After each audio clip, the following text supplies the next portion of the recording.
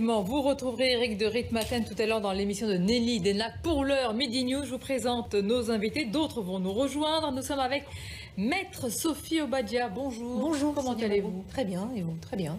Merci d'être avec nous. À vos côtés, c'est Valérie Gomez-Bassac. Bonjour. Bonjour. Députée de la majorité du Var. C'est important, évidemment, le Sud. On va parler de la crise sanitaire. Porte-parole du groupe La République En Marche à l'Assemblée nationale. Yohann Usaï nous accompagne, notre journaliste politique. Merci d'être là, Yohann. Bonjour, Sonia. Et puis je précise que Manuel Bompard de la France Insoumise et Jean-Lin Lacapelle du Rassemblement national vont nous rejoindre. Alors, qu'est-ce qui nous attend?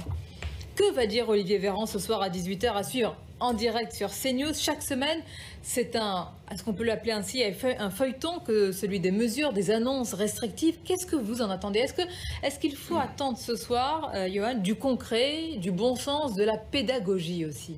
Alors, il n'y aura pas de changement majeur ce soir, c'est ce que je peux vous dire. Le gouvernement va se laisser un peu de temps, d'abord pour voir si les mesures décidées la semaine dernière portent leurs fruits, sont efficaces. Donc, a priori, aucun département ne changera de couleur. Maintenant, ces couleurs, les Français les connaissent bien, puisqu'elles ont des conséquences très concrètes sur la vie quotidienne des Français. On l'a vu dans le Sud, notamment en Guadeloupe, bien sûr, mais dans la métropole Aix-Marseille. Donc, a priori, ce soir, pas de changement de couleur pour ces départements. Ça signifie qu'il n'y aura pas de nouvelles restrictions dans les grandes métropoles. On pense à Paris, on se posait beaucoup de questions pour la capitale, pour l'Île-de-France en général. Eh bien, a priori, les restaurants, les bars ne vont pas fermer dès ce soir ou dès le week-end. Le gouvernement va se laisser un peu de temps, va continuer aussi les concertations qui ont beaucoup manqué selon les élus locaux la semaine dernière. Anne Hidalgo notamment, le Premier ministre l'a eu au téléphone hier pour faire un point, pour adapter les mesures, mais a priori pas de nouvelles restrictions majeures à attendre ce soir. Ça sera peut-être le cas la semaine prochaine. Vous m'inspirez ma question. Très bien, la semaine prochaine. Mais alors, à quoi sert ce point ce soir? À quoi servent ces conférences hebdomadaires? Est-ce qu'elles sont utiles selon vous, Maître? Moi, je crois que oui. C'est assez utile. Qu'est-ce que vous apprenez? La bride sur le coup. C'est-à-dire que comme mais oui, vous savez bien que nous sommes bridés, ça c'est certain.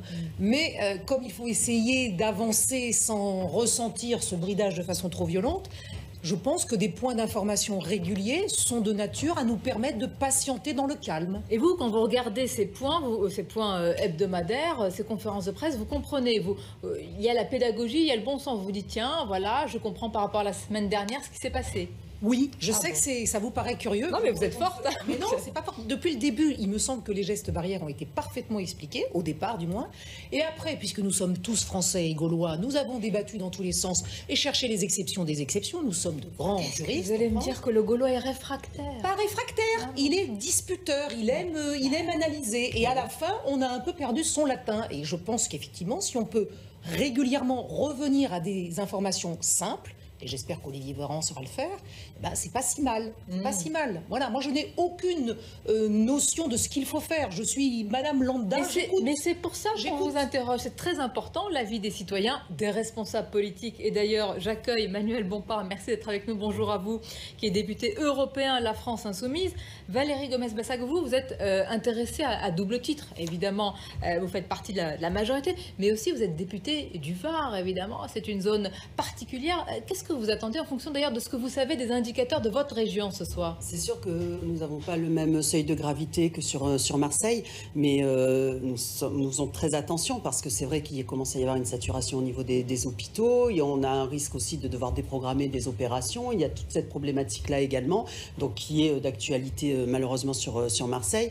Donc il faut répondre à cela. Je suis tout à fait d'accord avec vous sur le fait qu'il faut continuer à rappeler que les gestes barrières pour l'instant, mais c'est la seule chose dont nous sommes sûrs, c'est-à-dire que ça permet quand même de nous protéger et de protéger les autres. Il faut les rappeler sans cesse. Maintenant, je comprends aussi que le point chaque semaine avec des changements, je comprends que ce ne soit pas forcément facile à entendre et à comprendre, mais c'est aussi un virus qui évolue, c'est aussi des zones qui se déplacent. Donc, il faut prendre, oui, des directives au niveau national, mais après, c'est au niveau local, faire du cas par cas pour éviter ce reconfinement général, justement. Priorité aux élus, aux maires. Vous allez nous dire si la méthode a vraiment changé ou si c'est un effet d'annonce, de consulter, non, vous n'allez pas me dire l'inverse, Madame la députée. C'est vrai qu'à Marseille, c'est allé très vite. Pourquoi? Parce que ça a pris une ampleur importante très rapidement. Le dialogue, il est quand même toujours là et il faut qu'il soit là. Ça ne va pas aussi vite que le temps d'un coup de fil. le temps d'un coup de fil, enfin il y avait eu un coup de fil à son chef de cabinet, on va pas refaire le débat, refaire l'histoire, mais il faut surtout pas s'arrêter à ça. Il faut que tout le monde travaille ensemble, ça c'est certain, parce qu'il y a une réalité de terrain qu'ont les maires ou les présidents d'agglo, etc. Ils arrivent à voir un petit peu la propagation du virus, les conséquences sur l'école. Oui, mais ça, on aurait voulu que ça soit comme ça dès le départ. Mais c'est ça qui nous interpelle. Qu'est-ce que vous en pensez, M. Bompard? Moi, j'attends ce soir de M. Véran qui cesse en fait d'être tout le temps en train de réagir en retard et qui nous présente un plan d'anticipation. Parce que cette deuxième vague, elle était quand même prévisible. Certains d'entre nous, d'ailleurs, en avaient parlé dès le mois de mai. Certains riaient, nous riaient au nez. C'est sûr que c'est une deuxième vague, là? Ah bah en tout cas, parce que les médecins vague, deuxième vague, sont pas d'accord. Non, mais on est d'accord. Oui, si vous regardez il y a une situation plus inquiétante. Vous êtes d'accord? Tout à fait. Donc, et il y a des mesures qui avaient été proposées pour faire en sorte qu'on évite de se retrouver à nouveau dans cette situation. La généralisation des masques, il a fallu 2 mois pour que le gouvernement le décide enfin. On a parlé de la gratuité des masques pour éviter que des gens se retrouvent dans une difficulté à avoir des masques. On n'en est toujours pas là. On n'a pas découvert à la fin du mois d'août qu'il allait avoir une pression sur les tests quand même. Ça faisait depuis 3 mois qu'on savait qu'on allait augmenter le nombre de tests et que donc on allait avoir une difficulté. Qu'est-ce qui a été mis en place en termes de nombre d'embauches, en termes de déploiement de personnel particulier pour faire en sorte qu'on puisse faire ces tests? Regardez l'Italie, il y a 20 000 postes qui ont été créés pour faire des tests. Combien on en a créé nous? Parce que si vous avez une stratégie qui consiste à détecter les cas pour pouvoir les isoler, mais qu'il faut 14 jours, entre 7 jours pour avoir le rendez-vous et 7 jours pour avoir le résultat pour comprendre qu'on est positif, ça fait 14 jours dans lesquels vous n'êtes pas isolé. On est d'accord, mais M. Bompard, reconnaissez que la situation n'est pas évidente. Entre la bataille des médecins, des scientifiques, les avis, etc., comment trancher? Mais personne ne pense que cette situation est évidente. Ce que je dis juste, c'est qu'on veut tous faire preuve de discipline parce qu'une manière de remporter une bataille sanitaire qui est par nature une bataille collective, c'est de faire en sorte que la société soit disciplinée. Mais pour qu'il y ait de la discipline, il faut qu'il y ait de la cohérence. Pour qu'il y ait de la discipline, il faut qu'il y ait de la précision. Il faut qu'il y ait de la compréhension des mesures qui soient mises en place. Et il faut qu'il y ait de l'anticipation. Et pour l'instant, pardonnez-moi, mais on n'a rien de tout ça. Alors, je peux l'entendre. C'est très important. Pour que les mesures soient consenties, il faut qu'elles soient comprises, de bon sens efficace. Tout d'accord. Il faut que c'est une responsabilité aussi collective, c'est-à-dire qu'il faut que tout le monde joue le jeu et s'implique dans ces différentes démarches. Mais pour rebondir sur la gratuité des masques, alors même s'il n'y a pas de gratuité des masques, il y a quand même des masques qui sont fournis aujourd'hui aux personnes les plus précaires. Il y a quand même une généralisation dans tous les endroits, on le voit même ici dans les aéroports, etc. De partout, on arrive à avoir des masques. Maintenant, il faut que les personnes portent le masque et le portent de manière volontaire. Madame la députée, mais le portent bien. Votre expérience, je veux dire, empirique, qu'est-ce que vous observez dans la rue? Parce que vous vous déplacez, vous êtes parlementaire, vous prenez le train souvent. Mais ils le portent, on le porte tous. Ça dépend. Bon, à Paris, je trouve que vous êtes assez discipliné. Je pense que je ne vais pas faire que des amis dans le Sud. Non, mais c'est important de... Mais dans le Sud, c'est pas qu'on ne l'est pas, parce que ça commence à venir, mais comme vous avez certains maires qui l'ont imposé de partout, d'autres qui l'ont imposé que dans certaines rues, d'autres qui l'ont... Alors, je ne fais pas de... Il y a des maires de droite, de gauche, peu importe. Mais s'il y avait une doctrine... Oui, mais pourquoi l'imposer au niveau national, alors que vous avez des endroits dans le Larzac où c'est peut-être pas forcément obligatoire, c'est dommage aussi. Donc c'est vraiment très compliqué de trouver ce juste équilibre et d'arriver à ce que chacun prenne ses responsabilités. Les chiffres, très importants, parce que finalement, tout le débat que nous avons et ce que nous attendons dépend de la réalité des chiffres. C'est pour ça que nous sommes avec le docteur. C'est Jamil Ramani. Bonjour à vous. Vous êtes le chef du service d'anesthésie de réanimation des urgences à l'Institut hospitalier franco-britannique de Paris. Docteur, tout simplement... De Levallois-Perret. Effectivement, de Levallois-Perret. Quels sont vos chiffres par rapport aux entrées en réanimation? Pour l'instant, nous ne sommes pas un hôpital de première ligne. Donc pour l'instant, il n'y a pas de malades Covid dans nos lits en réanimation. Par contre, en service de médecine, on est à une douzaine de patients. Et la situation, d'après mes collègues de province ou de Paris, la situation se dégrade nettement. J'ai un collègue qui m'a dit qu'ils avaient été obligés d'ouvrir une unité de réanimation très vite parce que 5 patients étaient arrivés dans un état grave. Donc la situation se dégrade nettement. Est-ce que vous faites partie le taux d'incidence, je vous le rappelle, à Paris est de 150 pour 100 000. Bien sûr. Est-ce que vous faites partie, parce qu'il y a eu beaucoup de tribunes, vous le savez bien, de scientifiques, de docteurs, d'épidémiologistes, est-ce que vous faites partie de ceux qui disent il faut aller beaucoup plus loin, ça ne sert à rien de 15 jours en 15 jours avec quelques mesures, il faut reconfiner, point, et puis on verra l'effet, j'allais dire, conséquent. Est-ce que vous faites partie de ce courant de pensée non, désormais. Écoutez, c'est pas si simple que ça. Les politiques sont entre le marteau et l'enclume parce que reconfiner, ça veut dire faire perdre des points de croissance, ça veut dire c'est perdre des emplois. Donc il faut arriver à un moyen terme, c'est-à-dire confiner les personnes les plus vulnérables. On le sait bien, hein, les jeunes, les enfants sont beaucoup moins sensibles au virus que les personnes âgées ou qui ont une morbidité, c'est-à-dire un diabétique, quelqu'un qui est diabétique, obèse. Donc je pense qu'il faut agir avec mesure. L'économie aussi fait vivre, hein, donc il faut l'aménager. Ah, bon, on entend votre discours prudent et mesuré, mais on a envie de comprendre vraiment quelque chose. Ça va vous paraître une question naïve, mais aujourd'hui, on a les masques. Aujourd'hui, on a les tests, même si eh bien, la politique de test n'est pas totalement efficiente. Et pourtant, on risque de se retrouver dans la même situation qu'il y a quelques mois. Ça veut dire que ça peut durer, j'allais dire, un temps très long jusqu'au moment où on aura le vaccin. Écoutez, je pense que cet été, il y a eu des dérives. C'est-à-dire que la population, les Français ont pensé que le confinement, l'épidémie était derrière nous et on voulait oublier cette période très dure. Donc, les mesures barrières n'ont pas été systématiquement respectées. Ce qui explique la raison pour laquelle, aujourd'hui, on a une réascension d'épidémie. Mais si vraiment tout le monde prend les mesures barrières en compte, tout le monde se masque. Vous parliez, je vous entendais dire à Paris, les gens globalement sont raisonnables, mettent le masque. Non, moi je prends le métro, je marche dans les rues de Paris, j'allais au sport jusqu'à ce lundi. Eh bien non, beaucoup de gens ne portent pas le masque ou le portent mais sous le nez, ou téléphone, ou fument. Donc il faut vraiment être très strict sur le port du masque. Avec la désinfection des mains, avec la distanciation sociale, ce sont les seuls moyens dont nous disposons pour l'instant pour nous protéger. Docteur, est-ce que vous avez en votre possession, parce qu'on dit qu'il y a aujourd'hui des études sur les foyers de contamination, est-ce que vous êtes en mesure de nous dire, là, ce matin, ce midi, oui, on sait que dans les restaurants, on sait que dans les cafés, les bars, nos brasseries, les salles de sport, il y a eu des foyers de contamination qui sont nés? Non, je n'ai pas ces études. Tout ce que je sais, c'est que le risque de contamination est plus important dans le métro aux heures de pointe que dans un bar qui applique la distanciation sociale, que dans un restaurant qui applique la distanciation sociale. Voilà. Attendez, ce que vous dites, c'est important. Vous le savez ou vous le déduisez? Je veux dire, est-ce qu'on a des chiffres clairs sur cette question? Non, on n'a pas de chiffres clairs. Mais néanmoins, quand vous êtes dans le métro et que vous êtes à touche-touche, le risque, on peut déduire que le risque est plus important que dans un restaurant où il y a 1 mètre de distance entre les gens. Docteur, vous le dites avec une certaine déduction logique, évidemment, avec votre expérience, mais depuis plusieurs jours, on nous dit non, c'est plus risqué quand on n'a pas le masque au restaurant que dans un métro, même serré, même dans un métro bondé.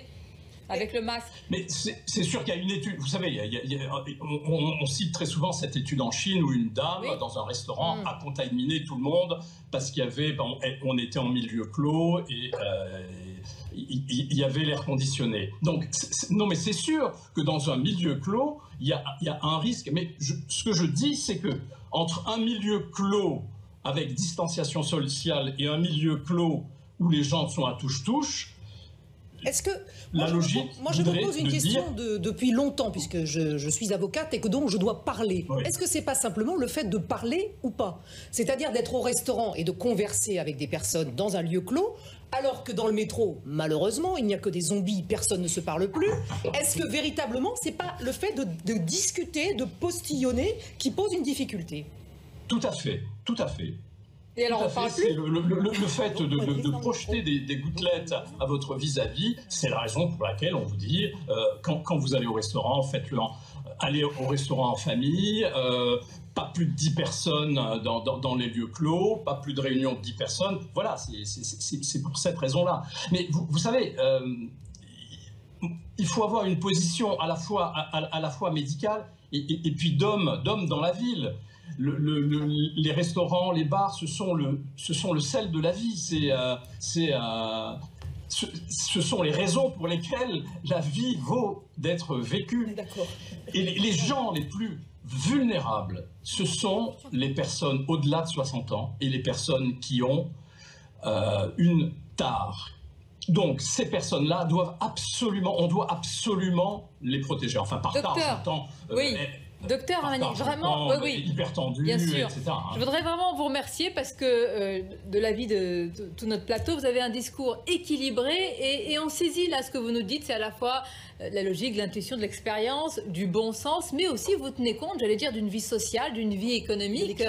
Oui, mais qui est importante. Mais pardonnez-moi, moi je n'ai pas beaucoup entendu chez certains docteurs et scientifiques, c'est-à-dire tenir compte aussi de cette réalité-là. Si je peux me permettre l'Asie du Sud-Est allez-y, nous donne l'exemple.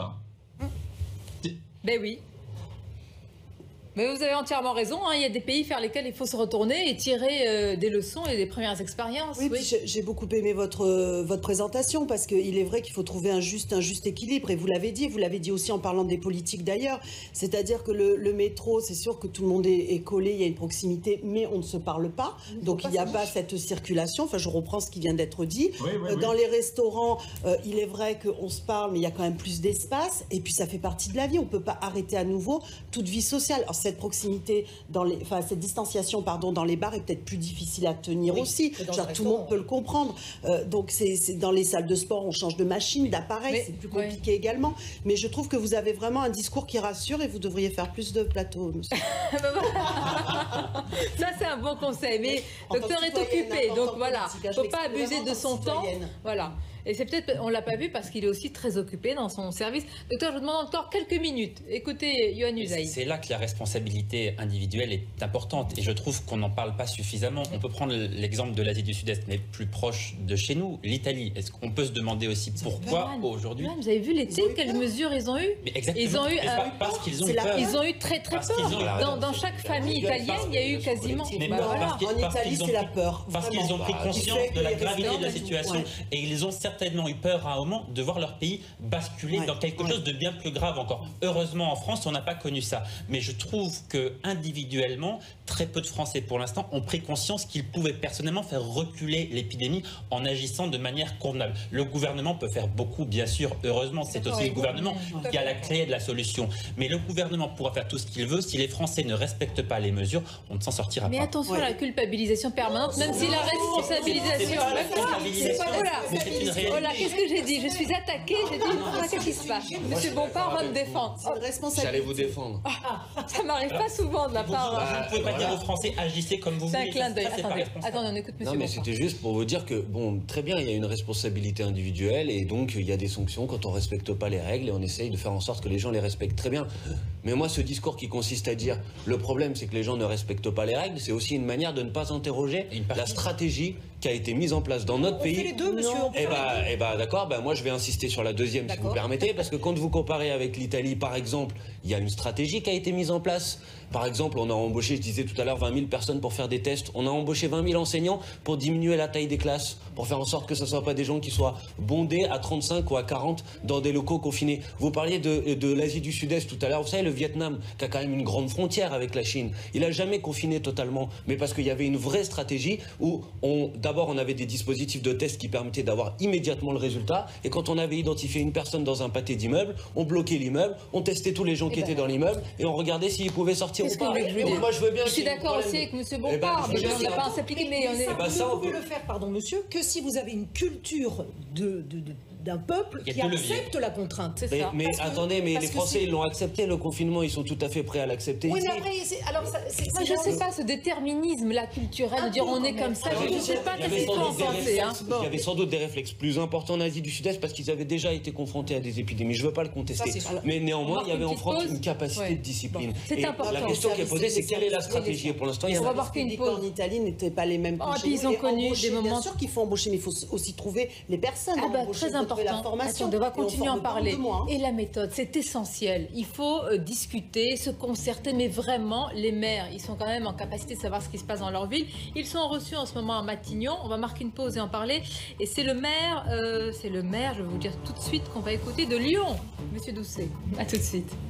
C'est un échange cordial, républicain, On a commencé par faire un point sur la situation. Donc on sait que la situation sur Lyon et la métropole de Lyon est inquiétante et préoccupante. Ce qui nous importe, c'est, et ça on l'a partagé bien évidemment avec le Premier ministre et le ministre de la Santé, c'est de trouver une réponse à l'épidémie avec des mesures qui soient efficaces.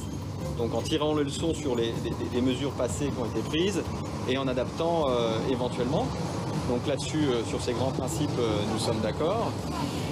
On a bien évidemment réaffirmé le principe d'une réponse, d'une gestion partenariale de la crise.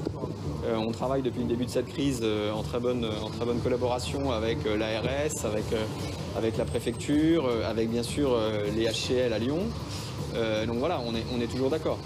La suite de votre émission de la mi-journée Midi News, qu'est-ce qui nous attend? Quelles mesures seront déclinées tout à l'heure à 18h par le ministre de la Santé Olivier Véran? Ce qui est sûr, c'est que peut-être il y a une amorce de changement de la méthode puisque le Premier ministre reçoit différents maires des grandes villes, celles qui sont potentiellement ciblées par des mesures, soit ce soir, soit à partir des prochains jours ou des prochaines semaines. Et puis, il y a le président de la République qui vient de réagir une nouvelle fois avec cette phrase. Moi, j'aimerais bien que vous m'expliquiez cette phrase. Il faut vivre avec le virus. On écoute Emmanuel Macron, c'est dans le cas d'un déplacement autour de la BPI. C'est la Banque publique d'investissement. On écoute Emmanuel Macron. Le virus, on fera toujours la pédagogie, la transparence complète. On va apporter les réponses les plus proportionnées et les plus adaptées. Mais je vous demande vraiment de faire confiance au gouvernement.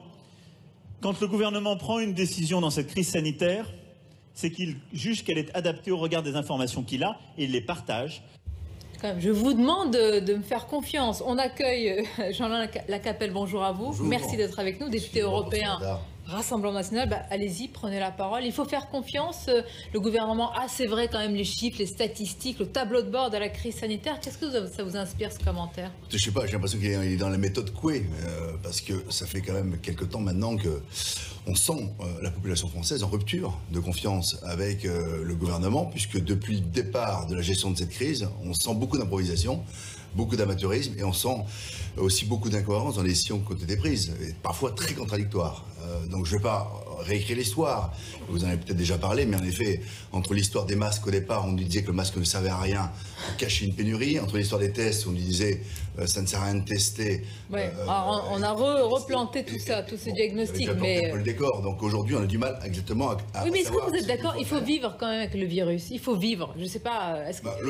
le temps déjà qu'on trouve un vaccin, il est évident que cette pandémie, c'est quelque chose de nouveau. Maintenant, gouverner, c'est prévoir, et on demande au gouvernement de prendre les bonnes décisions et pas de trimballer les Français à droite et à gauche, parce que tous les 48 heures, on a l'impression que les décisions changent, on a l'impression qu'il ne sait pas exactement quand il prend une décision, si elle est une bonne décision, et il y a une défiance aujourd'hui de la part de la population française, bien évidemment, dans les décisions qu'a pris le gouvernement, parce qu'il y a aussi beaucoup de mensonges, beaucoup de mensonges. Moi, j'ai presque envie d'interroger, je ne sais pas si c'est possible, les citoyens que vous êtes, le citoyen, Jean-Lin Lacapelle, le citoyen, Manuel Bompard, la citoyenne, Madame, comment vous le vivez, même, je veux dire, sans révéler votre vie, mais l'entourage proche, est-ce que vous regardez ce soir, est-ce que vous êtes inquiet, est-ce que vous comprenez la lisibilité au-delà du débat politique?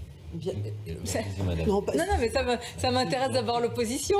Non, mais une position individuelle, mais on vit, on est. C'est intéressant comme les autres, vous savez, madame. Donc, on met le masque dans la rue, ça nous embête un peu. On préférait ne pas avoir à le mettre, mais on le fait quand même parce que. Mais vivre avec le virus. Attendez, franchement, cette phrase, il faut vivre avec le virus. Qu'est-ce que ça veut dire? D'abord, vivre sans le virus, on préférerait tous, mais on peut pas. Il est là, d'accord? Et on préfère ne pas mourir avec le virus. Donc, forcément, on a tous envie de vivre avec le virus. Et la question, exactement. Et la question qui nous est posée, c'est tout simplement de savoir comment on fait pour vivre avec le virus, effectivement, et pas mourir avec le virus. Donc, on attend du gouvernement qui nous présente une stratégie qui nous permet effectivement de vivre avec le virus. Donc, c'est assez simple, et de faire en sorte que, par exemple, si on doit aller à l'hôpital, on ait des soignants qui puissent nous prendre en charge, qu'on ait des lits qui puissent nous recevoir, qu'on ait des gens qui ont du matériel de protection. Voilà, c'est ça, c'est ça vivre avec le virus. C'est ça. C'est vivre. Mais je trouve que là, c'est très concret. C'est vivre avec la maladie, en quelque sorte. Et on vit... Ah non, c'est pas pareil. Non, c'est vivre avec le risque aussi de pouvoir demain être touché par une maladie. Mais moi, vous savez, j'arrive de Bruxelles, donc je vous formule de nouveau mes excuses pour mon retard. Il n'y a aucun souci. Mais bien sûr, nous étions tous dans le train avec des masques, et chacun respectait les gestes barrières globalement. Et donc, ça, c'est une manière, une méthode à laquelle nous ne sommes pas habitués. Je suis d'accord. Maintenant, ce que je n'arrive pas à comprendre, c'est quelle est la situation exactement dans les chiffres ou dans les alertes que nous formule le gouvernement. J'ai regardé le site Santé publique France, qui est le site du gouvernement officiel. Nous avons 61 décès hier, 61 décès de trop. Hein, mais on a 200 morts du tabac par jour, c'est juste pour relativiser. Il y avait 29 morts du Covid avant-hier. Et je regardais, certains départements étaient qualifiés de situations extrêmement élevées. Sur le Covid, le Gers par exemple, le Maine-et-Loire, la Charente, il y a une personne en réanimation sur le département dans les hôpitaux. Une personne. Et ça signifie de crier l'alerte générale et de qualifier le département de situation très élevée. La réponse. Là, non mais attendez, là, exemple concret, cas concret. Bien sûr qu'il faut crier l'alerte générale, parce que s'il n'y a que, et c'est déjà beaucoup, 60 décès, etc., c'est parce que justement, on essaie de généraliser au maximum ces gestes barrières, ces obligations de distanciation, etc. Si demain on arrête ça, mais ça va exploser. Oui, mais il faut toujours que l'on pense quand même à faire attention qu'il n'y ait pas... Mais votre discours doit coller à la situation réelle des chiffres. Eh ben, elle colle à la situation. Pourquoi Marseille? Pourquoi le sud de la France où il y a eu beaucoup de tourisme, etc. Bien sûr que ça colle. Mais après, vous demandiez aussi en tant que citoyenne. Moi, je suis maman d'un garçon de 18 ans. Vous voyez que ça me fait plaisir de voir que le gamin, ils sortent quasiment plus, ils ne voient plus leurs copains. Alors déjà que c'était la génération geek, là maintenant, j'en parle même pas. Ils sont tout le temps avec le masque. Mes jumeaux de 11 ans à l'école, ils ont l'âge où il faut mettre le masque. Ils font du sport, c'est pareil. Plus ils font du basket, plus les douches, etc. Enfin, c'est compliqué. Et non, ça fait pas plaisir. Ça fait plaisir à personne. Et c'est pas ce que j'ai envie d'offrir à mes enfants. Et c'est pas non plus ce que j'ai envie d'offrir à ma mère qui voit plus ses petits-enfants. Donc c'est compliqué, on n'a pas envie de ça. Mais malgré tout, il faut vivre avec. Et ça, il faut que tout le monde en prenne conscience. Et je trouve que nous, si on est dans des âges où on n'est pas trop à risque, il faut quand même qu'on pense aux autres. Donc oui, il faut faire tous ces efforts-là. Moi, je ne suis pas candidat à vivre avec le virus, pour être clair. Moi, je suis candidat à gagner la bataille sanitaire. Et la question, c'est comment on bat le virus, c'est pas comment on vit avec. Alors ça va prendre du temps. C'est-à-dire qu'il y a un esprit... Attention, mais il y a un esprit défaitiste de dire fataliste de dire il faut vivre. On sait qu'il faut un temps et que la recherche est longue. Oui, mais vivre avec le virus, moi je le reçois comme écoutez, voilà, c'est comme ça. On est tous conscients, mais vous n'allez pas expliquer aux gens aujourd'hui que nos conditions de vie actuelles sont des conditions de vie qu'on a envie qu'elles deviennent des conditions de vie normales. Non, c'est pas ce qui est dit. Oui, la recherche est donc quand il faut même. préciser cette les moyens sont mis dans la recherche. Je pense que tout le monde est prêt à les accepter, ces conditions de vie particulières, le temps de remporter cette bataille. Vous savez, en fait, il faut donner une perspective. Il faut que le gouvernement rassure aussi les Français sur ses capacités à pouvoir gérer, maîtriser cette épidémie. Donc il faut qu'il y ait suffisamment de masques, parce que on a vécu la pénurie de masques. Mais enfin, aujourd'hui, il y a encore quand même des personnels médicaux ou du personnel dans les EHPAD qui n'ont pas suffisamment de masques. Si on se retrouve dans cette situation la même qu'il y a quelques mois, là, ça deviendrait vraiment kafkaïen. Les tests. Olivier Véran à l'Assemblée nationale avait annoncé 700 000 tests par semaine au mois d'avril dernier. On a atteint ce niveau-là il y a très peu de temps, et vous avez compris la difficulté. On a un énorme problème sur les délais pour obtenir les résultats. C'est-à-dire qu'en fait, quand vous êtes testé, si on vous donne 7 jours après les résultats, ça ne sert plus à rien. Et ensuite, on n'a pas assez de lits de réanimation. Alors, aujourd'hui, où est-ce qu'on en est? Quelle est la capacité de nos hôpitaux? Est-ce qu'on est remonté au niveau auquel on s'était élevé au moment du début de la crise? Non, nous ne sommes pas à ce moment-là. Ce que j'ai disent en tous les cas les ce que j'ai en revanche comme chiffre à l'esprit, qui est un chiffre qui est factuel, c'est qu'il y a eu 3400 lits supprimés en 2019 par l'État. 2019. Ah oui, monsieur, mais on aurait réouvrir. Oui, en 2020, c'est choquant. Compte tenu de la crise de l'hôpital. Bien sûr, mais depuis la crise sanitaire, non. Par contre, on peut interroger s'il y a eu ouverture et création de lits de réa depuis mars-avril. C'est passé avant. Oui, non, mais bien sûr. La politique, c'est aussi prévoir. Oui, mais c'est important, c'est 2019. Là, on a l'impression que c'est depuis la crise sanitaire qu'on a fermé. Là, on marcherait sur la tête. Non, ce que je veux dire, c'est que ça, c'est le bilan 2019. Vous avez raison. Mais en revanche, on aurait pu en tirer donc des leçons. Il y a une double crise. La crise de l'hôpital et la crise sanitaire qui aurait dû, bien sûr, inciter à ce qu'on réouvre et à ce qu'on revienne sur ces décisions-là. Rien n'a été fait. Le gouvernement continue et persiste dans l'épée de Damoclès économique, sanitaire qui pèse aussi. Alors là, vraiment, je parle de nos artisans. Parce qu'attention, on n'est pas en train de défendre des corporations, etc. On est en train de défendre des entrepreneurs, des petits entrepreneurs, des artisans, des commerçants, les patrons de café, les gérants de salles de sport, votre brasserie du coin, votre café, votre... Voilà. On est en train de tuer une deuxième fois l'économie. Les spectacles. Et on est en train de tuer les professions. Là, il y a une vraie réflexion à avoir quand même.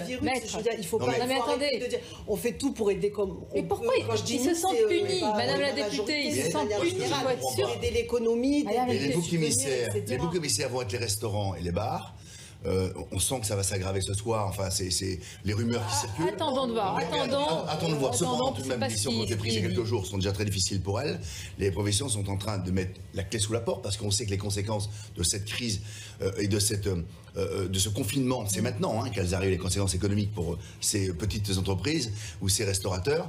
On est en train, je crois, d'effectivement de les tuer. Alors, ce que je ne comprends pas, c'est pourquoi on demande aux restaurants de fermer à 22h, mais pourtant, on laisse les restaurants universitaires, on laisse les cantines continuer, elles, à ouvrir. Alors là, on a tous des exemples comme ça. Mais là, il y a des... Vous avez du métro, vous avez peut-être parlé... Il a expliqué, le scientifique, tout à l'heure. Il a expliqué, le chef d'urgence, quand il a dit, chez les enfants, il n'est pas de ma majorité, vous étiez là autour de la table. C'est-à-dire que pour les enfants, il y a moins de risques. Quand on mange rapidement et qu'on ne parle pas, il y a moins de chances de transmettre le virus. Il l'a bien expliqué, ce ne sont pas mes mots, ce sont les siens. Pourquoi dans le métro, c'est moins dangereux qu'au restaurant, il l'a également dit. Pourquoi c'est plus dangereux dans les bars, il l'a également dit. C'est un scientifique. On est en train d'avoir les mêmes débats qu'il y a quelques mois. Mais le pire, c'est que vous donnez jamais de solution. C'est-à-dire que vous êtes là en train de dire...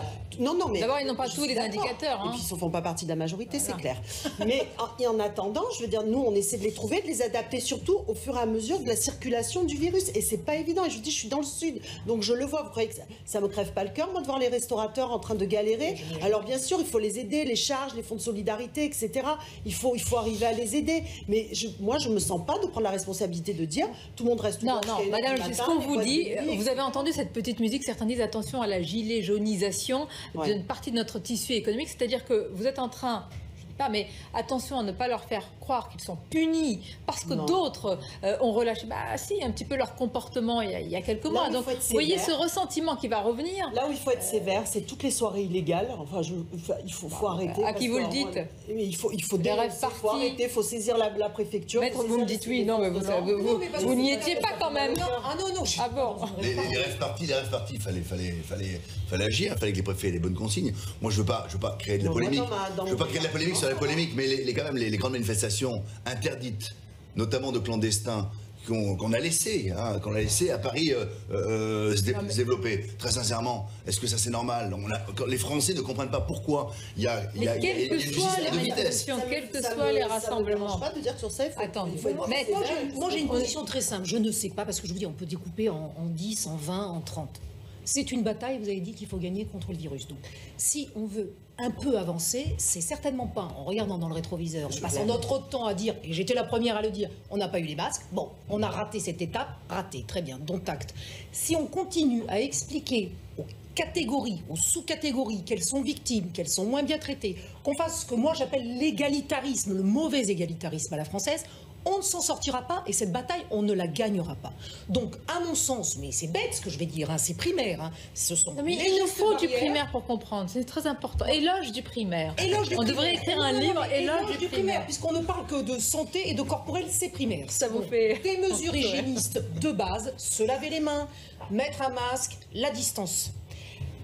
Tout à l'heure, vous avez dit respecter globalement les gestes. Non, pas globalement. Précisément, on respecte les gestes. Et j'ai le souvenir d'ailleurs de l'université d'été du Front National où il y a eu une grande soirée dans un restaurant où Marine Le Pen avait été interrogée. On lui avait dit, vous êtes sûr que c'est très sérieux d'aller au restaurant et de parler entre vous? Parce que je reviens à ce que je disais tout à l'heure, à mon sens, le deuxième élément, c'est qu'effectivement, dans les lieux clos où on ne se parle pas, ça n'est pas gravissime. Type transport, vous n'avez pas parlé dans le train pour venir de Strasbourg tout à l'heure. Vous savez pas. Votre masque. Non, vous avez dit, j'ai eu mon masque. Le masque ne vous empêche pas de parler. Non, je veux dire, vous n'êtes pas collés comme dans le métro. Mais vous vous rendez compte jusqu'on va aller dans les soirées, dans les bars, les gens sont collés sans masque. C'est ça la difficulté. C'est tout. Et les boîtes de nuit, pourquoi est-ce qu'elles ont fermé? Alors là, pour le coup, je suis la première à le regretter. Parce qu'effectivement, on est collés sans masque. Donc ça, c'est pas possible. Voilà, c'est tout. C'est basique. Une fois qu'on a compris ça, le reste, c'est politique. Le reste, c'est politique. Le reste, c'est une guerre politique. C'est pas la vraie guerre. Non, mais attendez. Contre le virus. J'entends bien. Quand vous adressez une critique à la manière avec laquelle est gérée la situation, on vous dit non mais c'est pas nous, c'est un virus. On vous dit non mais il faut pas regarder derrière, il faut regarder devant. Alors moi je regarde devant, il n'y a pas de problème. Soyons mais regardons devant. Donc qu'est-ce qui a été mis en place? Ça, c'est devant, c'est pas derrière. Pour faire en sorte que les pénuries de matériel de protection pour les soignants qu'on a observé la dernière fois ne se reproduisent pas. C'est devant, c'est pas derrière. Qu'est-ce qui est mis en place aujourd'hui? Pas avant-hier, pas il y a 3 mois ou il y a 6 mois. Qu'est-ce qui est mis en place aujourd'hui pour réduire la tension sur les tests? Qu'est-ce qui est mis en place là, maintenant? C'est pas derrière ça. Ça, c'est important. Bon, bah voilà. Donc, parce que moi, je veux bien qu'on se focalise sur savoir est-ce qu'il faut interdire ça, si, ça, si. Et c'est pas le sujet, en fait. Bien sûr qu'il faut de la cohérence, de la précision, que les gens comprennent pas, et c'est un problème, je l'ai dit tout à l'heure. Mais la question, c'est la stratégie globale. Et sur la stratégie globale, pardonnez-moi, on n'y voit pas clair. On ne sait pas ce qui est mis en place, on ne sait pas comment on va faire en sorte de réduire ces difficultés que tout le monde pointe. Et bien sûr, on le dit avec même bienveillance. On a juste envie de comprendre pour adhérer. Je pense que c'est tellement important sur une crise aussi importante. Vous savez, ça va laisser de très grandes conséquences, j'allais même dire profondes, sur notre culture, notre manière d'adhérer à des mesures, etc. Donc ce que vous faites maintenant, c'est un laboratoire grandeur nature pour les futures crises. C'est pour ça que votre responsabilité est immense. Sur les aspects médico-sanitaires, etc. Moi aussi, je partage l'avis. Qu'est-ce que vous voulez que je vous dise? Il y a eu des décennies. Vous êtes député, élu de terrain, vous savez bien ce qui se passe. J'ai des hôpitaux sur ma circonscription et il y a eu des années de sous-investissement et maintenant c'est à nous de remettre en marche. Maintenant, je suis d'accord. Et c'est en train d'être fait, ça va être fait. Ça, il faut trouver les gens, il faut trouver les moyens, il faut trouver tout ça et il faut aller vite. Et oui, il faut aller vite. Mais je voulais aussi rebondir sur il faut regarder demain. Je veux aussi rappeler quand même le plan relance pour aider les entreprises. Je veux aussi aider le fonds de solidarité qui augmente à 10 000 euros. Enfin, il faut aider ces boîtes, il faut les aider, mais il faut surtout les aider à avoir accès aux aides. C'est ça que je voulais juste dire au niveau des PME.